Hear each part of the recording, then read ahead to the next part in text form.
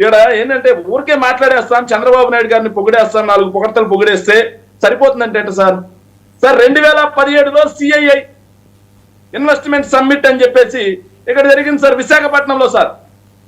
జరిగినప్పుడు ఏం చెప్పారంటే 10 లక్షల కోట్ల పెట్టుబడులు, 20 లక్షల మందికి ఉద్యోగాలు అన్నారు సార్.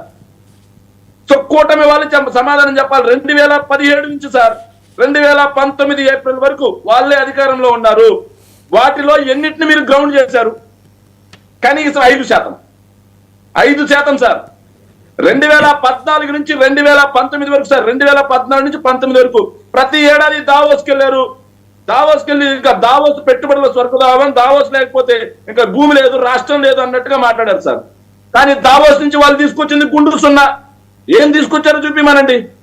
తీసుకురాలేకపోగా ఈ రోజు మళ్ళీ దావోస్ ఒక మిథ్య అని చెప్పి మాట్లాడతాడు. దాన్ని కవర్ చేయడం కోసం మళ్ళీ ఇంకొక 6 లక్షల కోట్ల రూపాయలు పెట్టుబడులు రాష్ట్రాన్ని ముంచెత్తాయంట సార్. ఎక్కడ ముంచెత్తాయి సార్? ఎక్కడ ముంచెత్తాయి సార్? నేను అడుగుతున్నాను సార్, ఓపెన్ గా అడుగుతున్నాను. వాళ్ళు చెప్పిన 30 లక్షల కోట్ల పెట్టుబడుల్లో సార్, వాళ్ళు యాక్చువల్ ఇన్వెస్ట్మెంట్ సార్ 2019లో 34 మొత్తం మీద సార్, 2000 వాళ్ళు మొత్తంగా చూసుకుంటే 2014 నుంచి 2019 వరకు సార్ 32,803 కోట్ల రూపాయల పెట్టుబడులు మాత్రం వాస్తవ రూపానికి వస్తాయి. ఏదైతే విధ్వంసం అని చెప్పి మాట్లాడుతున్నారు సార్, చంద్రబాబు నాయుడు గారి కంటే 3 రెట్లు ఎక్కువ పరిశ్రమలు గ్రౌండ్ చేయడం విధ్వంసమా? చంద్రబాబు నాయుడు గారి కంటే 7 రెట్లు ఎక్కువ ఉద్యోగాలు ఇవ్వడం విధ్వంసమా? చంద్రబాబు నాయుడు గారి లాగా రాష్ట్ర సంపదను ఆవిరి చేయకుండా రాష్ట్ర సంపదను 25 లక్షల కోట్ల రూపాయల రాష్ట్ర సంపదను పెంచడం విధ్వంసమా? విధ్వంసమా సార్? ఈ రోజు జరుగుతుంది నిజమైన విధ్వంసం. రైట్. మోసం చేసి ప్రజలకు తప్పుడు హామీలు ఇచ్చి ఏ ఒక్క హామీ నెరవేర్చకుండా ప్రజల్ని వంచన చేయడం. ఓకే సార్ 1 మినిట్ ఆపొద్దు సార్. వాళ్ళ సమాధానం ముగ్గురు చెప్పమనండి, నేను అవుతాను. 1 మినిట్ ఆపొద్దు సార్. ఇంకోటి సార్, 7 నెలలైంది ఒక్క సున్నా ఉద్యోగాలు సార్. 7 నెలలైంది సున్నా పరిశ్రమలు సార్. 7 నెలలైంది సున్నా పెట్టుబడులు సార్. 7 నెలలైంది మద్యం విచ్చలవిడి. 7 నెలలైంది శాంతి భద్రతలు విచ్చలవిడిగా. ఎలా అంటే అలా మా ఇంటి బయట కూడా నిన్న ఒక మహిళని, మా ఇంటి బయటే మహిళని చుట్టుబట్టి లాక్కుంటూ వెళ్తున్నారు తెలుగుదేశం పార్టీ కార్యకర్తలు. సో ఎంత నీచంగా ఉంది.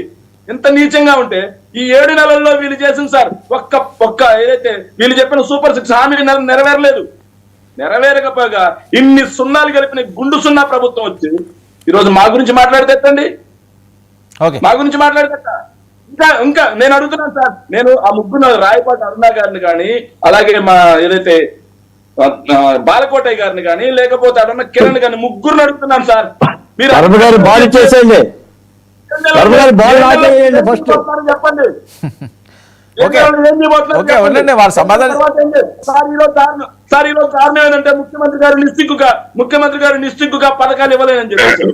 ఓకే, నిస్సిగ్గుగా పథకాలు ఇవ్వలేనని చెప్పేశారు. పథకాలు ఇవ్వలేనప్పుడు ఎందుకు ప్రజల దగ్గర ఓట్లు దండుకున్నారు? ఎందుకు ప్రజలను వంచారు? ఎందుకు ప్రజలను మోసం చేశారు? ఎందుకు ప్రజలను మభ్యపెట్టారు? ఓకే, వాళ్ళతో చెప్పిద్దామా? ఓకేనా? ఎన్నికలకు ముందు ఒక మాట, ఎన్నికల తర్వాత ఒక మాట. ఇది రైట్. ఓకే, ఒక్క నిమిషం అండి శాఖర్ రెడ్డి గారు. ఒకసారి లోకేష్ గారు